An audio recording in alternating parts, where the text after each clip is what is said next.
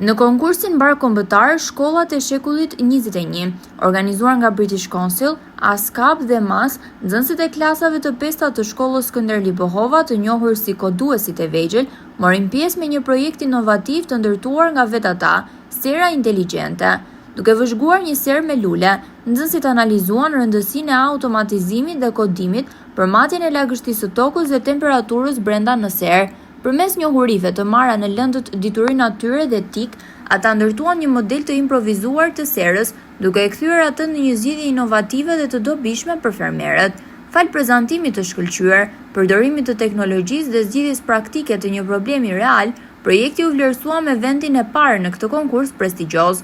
Koduesit e vegjël treguan se inovacioni dhe pasioni për teknologjinë mund të sjellin ndryshime të mëdha edhe në moshë të vogël.